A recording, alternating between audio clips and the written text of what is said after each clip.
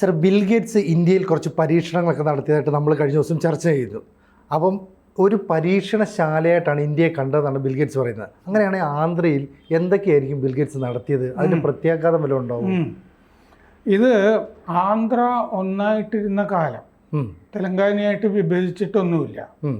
2009 YS Rajasekhara Reddy ഭരിക്കുന്ന കാലമാണ്. കേന്ദ്രത്തിലും മൻമോഹൻ സിംഗും പ്രധാനമന്ത്രി.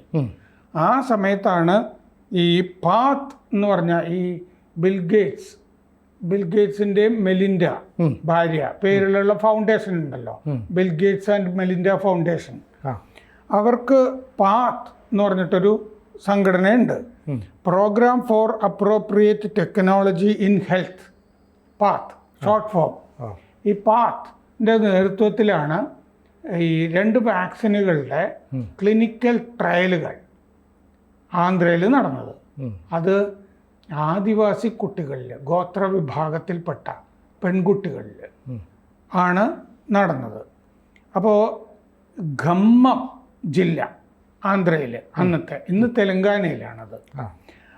അന്നത്തെ ആന്ധ്രയിലെ ഖമ്മം ജില്ലയിലുള്ള ഗോത്ര കുട്ടികൾ പഠിക്കുന്ന ഒരുപാട് സ്കൂളുകളുണ്ട്. അവിടെ ഗോത്രവർഗ കുട്ടികൾക്കുള്ള സ്കൂളുകൾ, ആ കുട്ടികൾ പഠിക്കുന്ന സ്കൂളുകൾ, അതിൽ ആ വിദ്യാർത്ഥിനികളെയാണ് തിരഞ്ഞെടുത്തത്. ഈ cervical cancer vaccine, cervical cancer, ഈ ഗർഭപാത്ര ക്യാൻസറൊക്കെ ഉണ്ടല്ലോ, അതിൻ്റെ വാക്സിൻ്റെ ഒബ്സർവേഷൻ സ്റ്റഡീസ്, നിരീക്ഷണ പരീക്ഷണങ്ങളാണ് നടന്നത്. 9 മുതൽ 15 വരെ വയസ്സുള്ള പെൺകുട്ടികളിലാണ് ഇത് നടന്നത്. ഇത് 16,000 പെൺകുട്ടികളിൽ ഈ വാക്സിൻ ട്രയൽ പരീക്ഷിച്ചു. മറ്റേ ബിൽഗേറ്റ്സും സംഘവും പരീക്ഷിച്ചു. ഈ ബിൽഗേറ്റ്സിൻ്റെ കമ്പനിക്ക് ഫാർമസ്യൂട്ടിക്കൽ കമ്പനിയൊന്നുമില്ല. വേറെ 2 കമ്പനികൾ ഈ ബിൽഗേറ്റ്സിൻ്റെ ഫണ്ടിങ് ഉള്ള ഫാർമസ്യൂട്ടിക്കൽ കമ്പനികളാണ്, സാമ്പത്തിക സഹായം. പക്ഷേ ട്രയൽ മുഴുവൻ നടത്തുന്നത് ബിൽഗേറ്റ്സിൻ്റെ പാത്ത് എന്ന് പറഞ്ഞ സംഘടനയാണ്. അതാണ് ബിൽഗേറ്റ്സിന് വലിയ പങ്കാണ് അതിലുള്ളത്. അപ്പോൾ human papilloma virus, HPV, human papilloma virus, അതാണ് ഈ സെർവിക്കൽ ക്യാൻസർ. 2 തരം ഈ HPV വൈറസുകളുണ്ട്. അതിൻ്റെ വാക്സിനാണ് ഹ്യൂമൻ പാപ്പില്ലോമ വൈറസ് വാക്സിൻ ആണ് അവിടെ പ്രയോഗിച്ച് നോക്കിയത്. 3 റൗണ്ട്, 1 വർഷം 3 തവണ ഈ വാക്സിനേഷൻ ഉണ്ടായിരുന്നു. സംസ്ഥാനത്തെ ആരോഗ്യവകുപ്പ് മേൽനോട്ടം വഹിച്ചിരുന്നു. മെർക്ക് എന്ന് പറഞ്ഞ ഫാർമസ്യൂട്ടിക്കൽ കമ്പനി, മരുന്ന് കമ്പനി വികസിപ്പിച്ച ഗർഡാസിൽ എന്ന് പറഞ്ഞ വാക്സിൻ, ഗർഡാസിൽ എന്ന് പറഞ്ഞ വാക്സിനാണ് പരീക്ഷിച്ചത്. 16,000 പെൺകുട്ടികൾ. അവരെല്ലാവരും അവർക്ക് വേണ്ടി സർക്കാർ പണിതിട്ടുള്ള ഹോസ്റ്റൽ ഉണ്ടല്ലോ ഗോത്രവർഗ കുട്ടികൾക്ക്, ആ ഹോസ്റ്റലുകളിലാണ് അവർ താമസിച്ചിരുന്നത്. അപ്പോൾ കുറച്ച് മാസം കഴിഞ്ഞപ്പോൾ ഇവർക്ക് പലതരം രോഗങ്ങൾ പിടിപെട്ടു, ഈ വാക്സിൻ എടുത്തവർക്ക്, കുട്ടികൾക്ക്.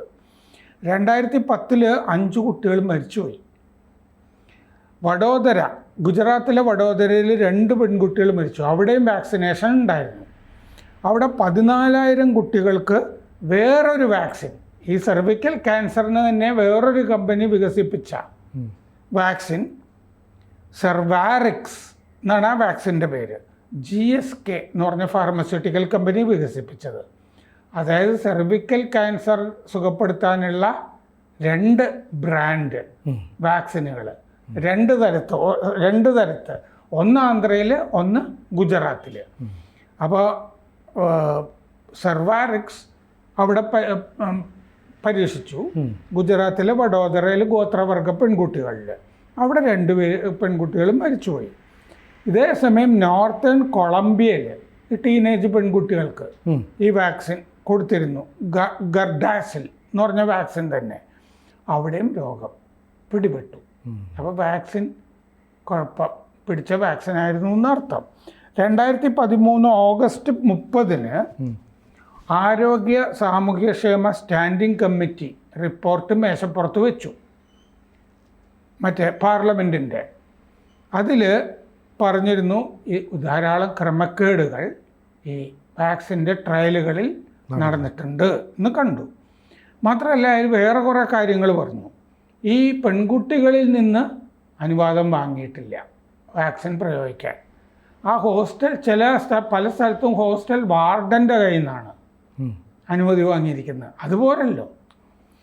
അപ്പോൾ അത് ഈ നിയമലംഘനമാണ് നടന്നിരിക്കുന്നത്. വാക്സിൻ ട്രയലുകളൊക്കെ സംബന്ധിച്ച് നിയമലംഘനം. പിന്നെ പല സ്ഥലത്തും ഒപ്പിട്ടിട്ടില്ല പെൺകുട്ടികൾ. വിരലടയാളാണ് പല സ്ഥലത്തും പതിച്ചിരിക്കുന്നത്, പല ഫോമുകളിലും. അത് കുട്ടികളുടെ മാതാപിതാക്കളുടെ വിരലടയാളാണ്. അവർക്ക് വിവരമൊന്നുമില്ല. അവർക്ക് തെലുങ്ക് എഴുതാനൊന്നും അറിയില്ല. നിരക്ഷരരാണ് ഈ മാതാപിതാക്കൾ. ഗോത്രവർഗമാണല്ലോ. അപ്പോൾ പറ്റിക്കുകയാണ് ശരിക്കും. അവർക്ക് ഈ രോഗം വന്നതോ വാക്സിനേഷൻ്റെ കാര്യം ഒന്നും കുട്ടികൾക്ക് അറിഞ്ഞുകൂടായിരുന്നു. എങ്ങനെയാണ് ഉണ്ടായതെന്നും ഒന്നും അറിയില്ല. ഒരുപാട് കേസുകളിൽ കൃത്യമായ ഈ അനുമതി പത്രം തന്നെ ഉണ്ടായിരുന്നില്ല. ഒരു അച്ചടിച്ച അനുമതി പത്രം തന്നെ പല കേസുകളിലും ഉണ്ടായിരുന്നില്ല.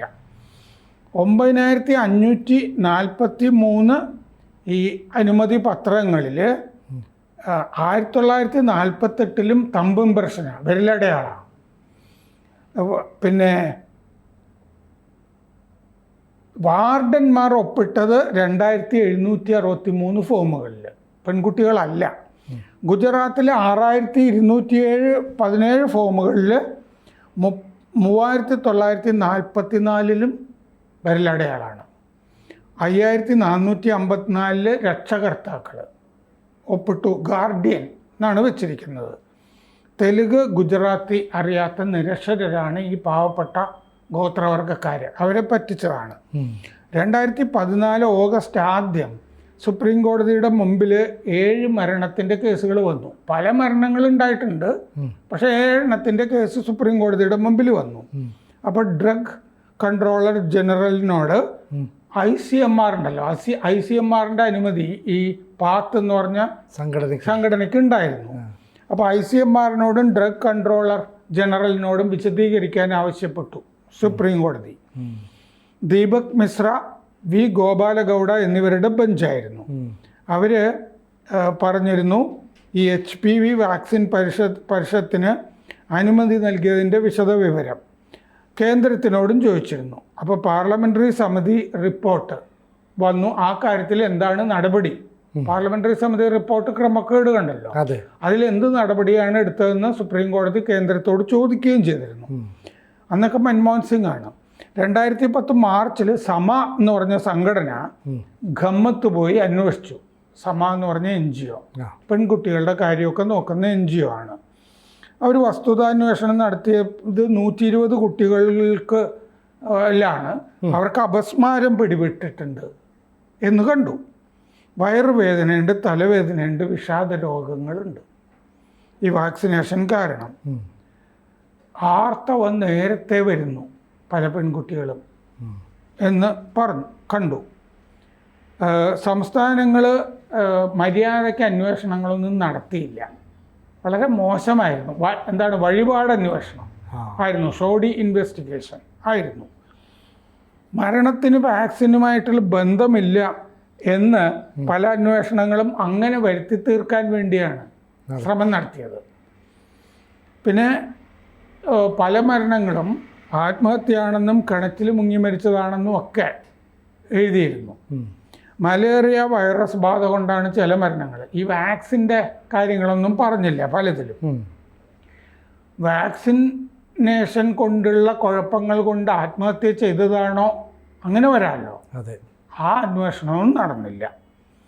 അപ്പോൾ ട്രയൽ നടത്തിയത് മുഴുവൻ ഈ ബിൽ ഗേറ്റ്സിൻ്റെ പാത്ത് ആയിരുന്നു. ഇന്ത്യയിൽ വാക്സിൻ വിൽക്കാൻ ഈ ട്രയൽ റണ്ണൊക്കെ വിജയിച്ചു കഴിഞ്ഞാൽ ഇന്ത്യയിൽ വിറ്റിട്ട് കാശുണ്ടാക്കുക, കച്ചവട ബുദ്ധിയാണ് ഇതിൻ്റെ പിന്നിൽ പ്രവർത്തിച്ചിരുന്നത്. 2006 US FDA, അതായത് അവിടെ ഈ മരുന്നുകൾക്ക് അനുമതി കൊടുക്കുന്ന സംവിധാനം ഉണ്ടല്ലോ, US FDA, അവർ ഗാർഡാസിൽ എന്ന് പറഞ്ഞ വാക്സിൻ അപ്രൂവ് ചെയ്തിരുന്നു, അനുമതി കൊടുത്തിരുന്നു. 70% സെർവിക്കൽ ക്യാൻസറും 2 തരം HPV വൈറസുകളാണ് കാരണമാകുന്നതെന്ന് കണ്ടെത്തിയിരുന്നു. ഈ പാത്ത് 5 വർഷ പദ്ധതി ഇതിനു വേണ്ടി തയ്യാറാക്കിയിരുന്നു. പെറുവിലും വിയറ്റ്നാമിലും ഉഗാണ്ടയിലും ഇന്ത്യയിലും.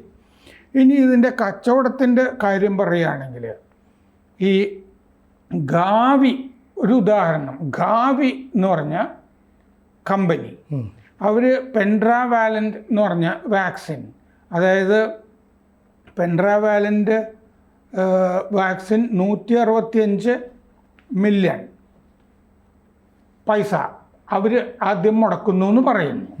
145 രൂപ ഒരു ഇഞ്ചക്ഷന് അവർ സബ്സിഡി കൊടുക്കുന്നും പറയുന്നു. ഈ ഗവി എന്ന് പറഞ്ഞ കമ്പനിയിലും ബിൽഗേറ്റ്സിൻ്റെ ഫണ്ടിങ്ങുള്ള കമ്പനിയാണത്. അപ്പോൾ ആദ്യം അവർ പറയുകയാണ് ഞങ്ങൾ സബ്സിഡി തരാം, ഞങ്ങൾ പണം മുടക്കാം. പക്ഷേ 5 കൊല്ലം കഴിഞ്ഞാൽ ഈ ചിലവ് മുഴുവൻ സർക്കാർ വഹിക്കണം. അപ്പോൾ 5 കൊല്ലം കഴിഞ്ഞാൽ കച്ചവടം നന്നായിട്ട് ഇന്ത്യയിൽ നടക്കുന്നതാണല്ലോ കാണുന്നത്. അത് മൊത്തം കച്ചവടം 4000 കോടി രൂപയോളം വരും. ഇന്ത്യയിൽ നിന്ന് 4000 കോടി രൂപ അടിച്ചെടുക്കാനുള്ള പദ്ധതി. അപ്പോൾ ഈ പെൻഡാവാലൻ്റ് വാക്സിൻ എന്ന് പറഞ്ഞാൽ ഡിഫ്തീരിയ, ടെറ്റനസ്, ചുമ, ഹെപ്പറ്റൈറ്റിസ് ബി, ഹേമോഫിലസ്, ഇൻഫ്ലുവൻസ, ഇങ്ങനെ ഇത് തമിഴ്നാട്ടിലുമൊക്കെ ഇത് ഉപയോഗിക്കുന്നൊക്കെ ഉണ്ടായിരുന്നു. പിന്നെ റൊട്ട വൈറസ് വാക്സിൻ, അതുപോലെ ന്യൂമോകോക്കൽ വാക്സിൻ, ഇങ്ങനെ ഈ സബ്സിഡി നിരക്കിൽ ഇവിടെ പലതരം വാക്സിൻ കച്ചവടത്തിന് ഇങ്ങനത്തെ ട്രയലുകളും കാര്യങ്ങളും ഒക്കെ നടന്നിരുന്നതാണ്. 2006 ഈ പാത്ത് എന്ന് പറഞ്ഞ ബിൽഗേറ്റ്സിൻ്റെ സംഘടന ICMR-ഉമായിട്ട് ഇതിനുള്ള അനുമതിയുടെ കരാറും ഒക്കെ ഒപ്പുവെക്കുകയൊക്കെ ചെയ്തിരുന്നു. അപ്പോൾ ICMR ഒക്കെ ഇതിൽ ഇടപെട്ടതാണ് അന്ന് കേന്ദ്രത്തിൽ, Indian council four medical research. അപ്പോൾ ഇത് കഴിഞ്ഞ് ഇത് പിന്നീട് ഈ കുട്ടികളുടെ മരണമൊക്കെ വന്നു കഴിഞ്ഞപ്പോൾ ഈ പരിപാടി ഇന്ത്യയിൽ അവസാനിപ്പിച്ചു. അപ്പോൾ ഇങ്ങനെയാണ് ബിൽഗേറ്റ്സ് ഇന്ത്യയെ പരീക്ഷണശാല ആക്കി മാറ്റിയത്. ഒരു വാക്സിൻ കച്ചവടത്തിൻ്റെ പശ്ചാത്തലമാണ് ഇതിനുള്ളത്. ട്രയൽ റൺ ഇവിടെ നടത്തും, വിജയകരമാണെന്ന് തെളിയിക്കും, എന്നിട്ട് വാക്സിൻ കച്ചവടം. അതായത് നമ്മുടെ ഇമ്മ്യൂണോളജി പ്രോഗ്രാം ഉണ്ടല്ലോ, മൊത്തം ഇന്ത്യയിൽ മൊത്തം പോളിയോ വാക്സിനൊക്കെ കൊടുക്കുന്നത് പോലത്തെ പരിപാടി. അങ്ങനെ ആണ് ഈ സെർവിക്കൽ ക്യാൻസർ എന്ന് പറഞ്ഞാൽ എല്ലാ പെൺകുട്ടികൾക്കും 9 മുതൽ 15 വരെ വയസ്സുള്ള ഇന്ത്യയിൽ ഒരുപാട് പെൺകുട്ടികളുണ്ടല്ലോ, ജനസംഖ്യ കൂടുതലാണല്ലോ, ഒരുപാട് കച്ചവടം കിട്ടും. ഇങ്ങനെയാണ് ഈ ബിൽഗേറ്റ്സ് ഇന്ത്യയെ പരീക്ഷണശാല ആക്കിയത്. കൂടുതൽ വാർത്തകളും വിശേഷങ്ങളും നിങ്ങളിലേക്ക് എത്താൻ ABC മലയാളം സബ്സ്ക്രൈബ് ചെയ്യുക, ബെൽ ബട്ടണും അമർത്തുക.